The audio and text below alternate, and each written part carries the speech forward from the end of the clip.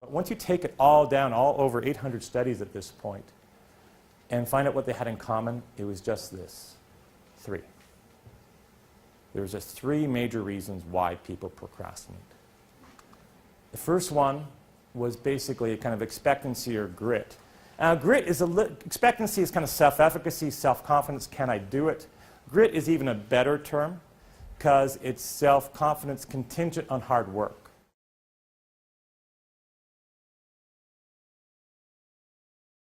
Can I do it if I work hard? So if I'm going along and I reach an obstacle and I say, oh, this is getting really difficult, but if I dig in, go for it again, it might take me a couple of tries, then I can do it. If you have that type of persistence, that type of expectancy, motivation tends to go up. If you don't, right, it's kind of like those old kind of hyperbole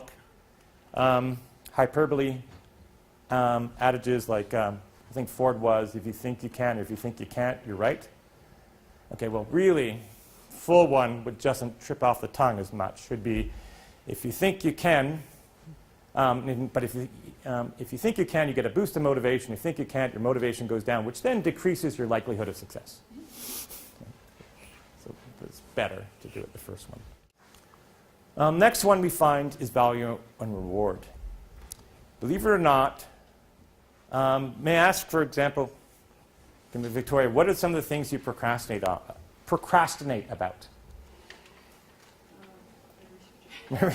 What aspects of it?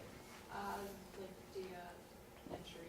Do you like that particular? No, I think so. No. How do you find it? Yeah, tedious, right? And from an evolutionary perspective, boredom, tedium has a natural response. It's your body's way, your mind's way of saying, this is irrelevant. Go and focus on something else. You're trying to override that because you know actually it's wrong. And this feeling you have, it's not correct, I actually have to do my taxes, I have to do all this sort of thing.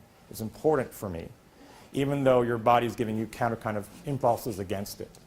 Now, sometimes for some parts of your work, there's a kismet, there's a relationship you have for it that you like. But for lots of parts, you don't. You still have to do those parts too, though, right? It's still important. So how do you but the more of dislike something, the more you find it tedious or boring or unpleasant, the less likely you're going to move on for it. And that's why you have that advice, like things like make your passion your vocation. And finally, we have delay your time. Okay, when do you find your most motivation? Just before the deadline.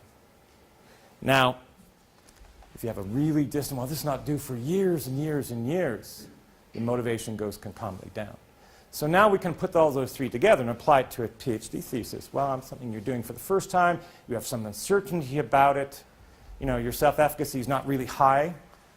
You also find lots of parts of it you dislike, especially the writing part, and guess what, it's full of words, and you don't like that part, so that makes it really difficult to concentrate. And it's due a long, long way ahead. That's a triple whammy. So this is a big one. This is why a lot of people procrastinate about it.